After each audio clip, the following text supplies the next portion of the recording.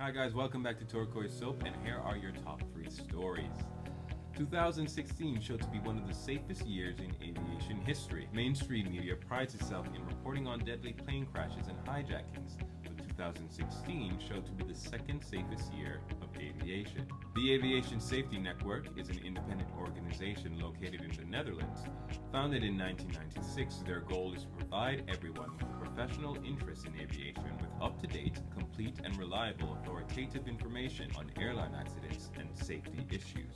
Their data showed that 2016 was one of the safest years in aviation history, showing only 325 fatalities out of 35 million flights a year. That is one fatal passenger flight accident per 3,200,000 flights. The year 2016 falls just under 2013, which was the safest to date with only 265 fatalities. ASN resident Harry Ranter said, "Since 1997, the average number of airline accidents has shown a steady and persistent decline, for a great deal thanks to the continuing safety-driven efforts by international aviation organizations such as ICATO, IATA, Flight Safety Foundation, and the aviation industry." This is great news, and yet mainstream media stations like Fox and CNN aggressively magnify accidents, making it appear that plane crashes are frequently occurring and that it's unsafe to fly, which is not the case. India capital Delhi bans disposable plastics. The ban took place the first day of the new year, 2017. Due to increased concerns in pollution ocean litter, reactions to local dumping sites in Okla, Gizipur, and Balswa operate as waste-to-energy plants, but according to residents in the vicinity, the air pollution was overbearing. Plates, bags, and packaging are just some of the items that are now prohibited thanks to National Green Tribunal. According to Times in India, India is responsible for an astonishing 60% of the 8.8 million tons of plastic that is dumped into the world's ocean every year. Which makes sense since India has the second highest population of people in the world, just under China with 1.3 odd billion people. India is also home to the inventions of chess, yoga, ludo, snakes and ladders, and plastic surgery, just to name a few. 10 countries not at war. With everything going on in the world, you would think that the entire world is at war.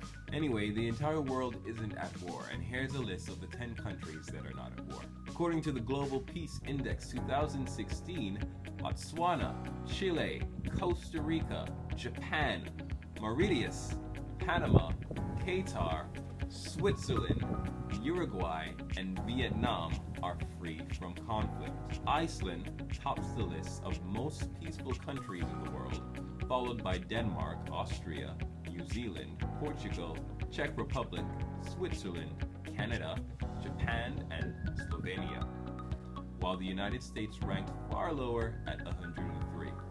Palestine placed on the index of 163 nations for the first time this year, ranked at 148. War-torn Syria placed at the bottom of the list, lower than only South Sudan, Iraq, Afghanistan, Somalia, Yemen, Central African Republic, Ukraine, Sudan, and Libya. The index gauges global peace using 3 broad themes: the level of safety and security in society, the extent of domestic or international conflict, and the degree of militarization, the report says. Though 81 countries improved their level of peace according to those criteria, those gains were muddied by deteriorating peace in 79 other countries. In the last decade, the average country score deteriorated by 2.44%, with 77 countries improving, while 85 countries deteriorated, highlighting the global complexities of peace and its uneven distribution. While Central and South Americans continue to earn the worst marks for societal safety and security, the U.S. represents one of the only exceptions due to its excessive incarceration rate. Overall, Europe held its spot at the most generally peaceful region, while the Middle East and North Africa region, MENA, remains consistently the most tumultuous on the planet.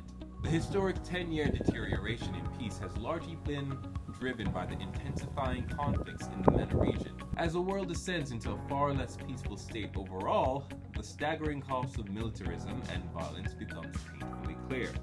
13.3% of the globe's total economic activity, 13.6 trillion in purchasing power parity, concern violent conflict. Well guys, that's all the time I have for you today. I'm your host, Sharma Durrami, and if you have any questions or concerns or comments, leave them down in the comment box below, and I'll make sure to add to them. Have a great day. Namaste.